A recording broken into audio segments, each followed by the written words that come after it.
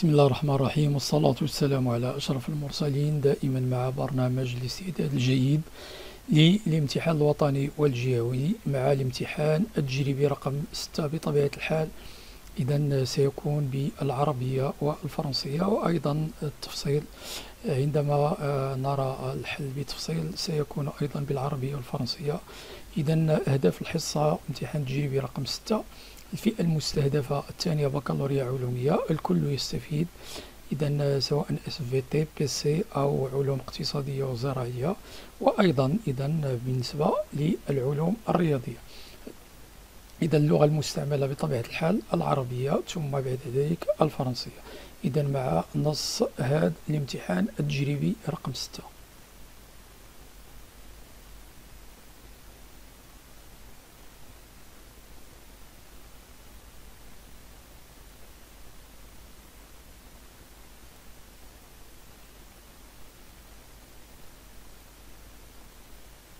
إذا نقرأ معطيات التمرين رقم 1. نضع f x يساوي 1 على 2 جذر مكعب x مربع زائد 1. السؤال الأول: حدد جدول تغيرات الدالة f. ثانيا: استنتج أن صورة القطعة 0,1 بالدالة f هي ضمن القطعة 0,1. ثالثا: حل الفئة المعادلة f x يساوي x. رابعا: نعتبر المتتالية العددية ان المعرفة بما يلي: y صفر تساوي 1 على 2، ان زائد 1 تساوي 1 على 2 جذر مكعب 1 زائد ان مربع لكل ان من ان. أنصحكم إذا بشكل كبير بالنسبة للتعامل بشكل جدي مع دالة الجذر النوني، لا تستبعدوا أي شيء. إذا ترون أنني بطبيعة الحال كونت تمرينا انطلاقا من دالة الجذر المكعب وأدخلت معها المتتالية، فهذا التمرين فهو في متناول الجميع. إذا نتابع حتى ننهي التمرين، ثم أقرأه بالفرنسية.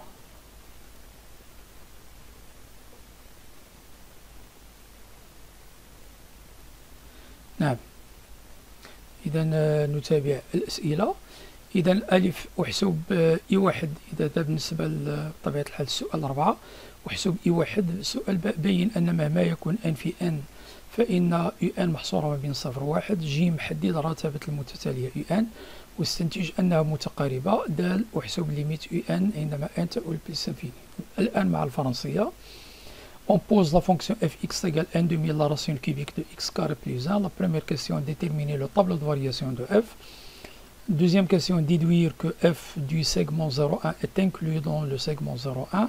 Troisièmement, résoudre dans R l'équation fx égale à x. Quatrièmement, on considère la suite numérique un définie comme suite: u0 est égal à 1 demi, un plus 1 égale 1 demi la racine cubique de 1 plus un carré pour tout n dans n.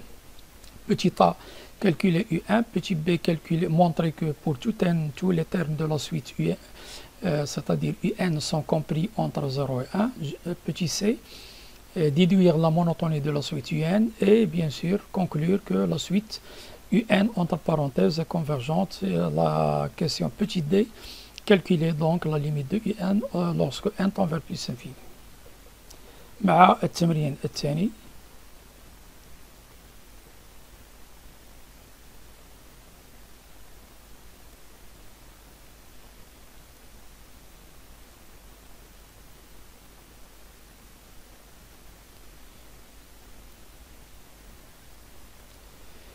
إذا بالنسبة للتمرين الثاني، السؤال الأول: حل في سي المعادلة من الدرجة الثانية زد مربع ناقص 4 زد زائد 5 تساوي 0. ثانيا: نعتبر النقاط A و B و C حيث ألحقها على التوالي: A صغيرة تساوي 2 ناقص إي، B صغيرة تساوي 2 زائد إي، و C تساوي 3. ألحقها على التوالي. ألف: حدد الشكل الجبري ل C ناقص B على C ناقص C ناقص A. السؤال باء: احسب مجموع قياسات الزاوية الموجهة CA CB وبين أن CA تساوي CB. ج: حدد طبيعة المثلث ABC. ثالثا: ليكون R دوران دون مركز C ويحول B إلى A. ألف: حدد ألفا قياس زاوية الدوران R. سؤال باء: اعطي الكتابة العقدية أو التمثيل العقدي للدوران R. ج: حدد D صغيرة لحق D صورة K ذات اللحق ناقصي. الفرنسية الآن. Exercice 2.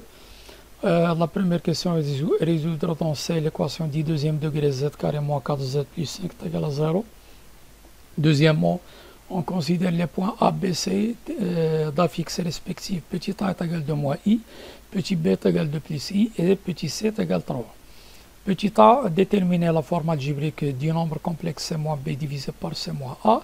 Petit b, calculer l'ensemble des mesures de l'angle orienté CACB et montrer que CA est égal à CB. Petit c, détermine la nature du triangle ABC. Troisièmement, soit R la rotation de centre C qui transforme B en A. Petit a, déterminer alpha la mesure de l'angle orienté. Alpha bien sûr alpha la mesure de l'angle orienté de la rotation R. Petit b, donner l'écriture ou bien la représentation complexe de la rotation R. Et finalement, petit c, déterminer petit d l'affixe de grand D, image de grand K d'affixe bien sûr, moins I.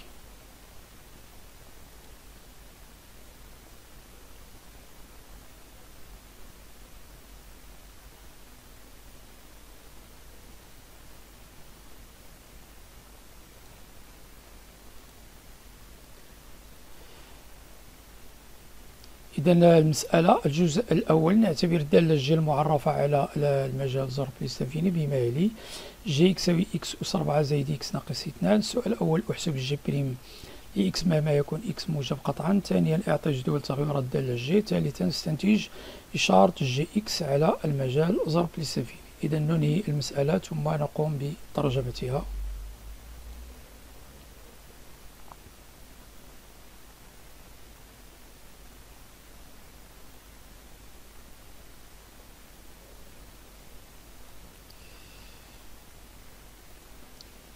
إذا الجزء الثاني نعتبر الدالة F المعرفة بما يلي F إكس تساوي إكس زائد ln إكس على إكس مربع.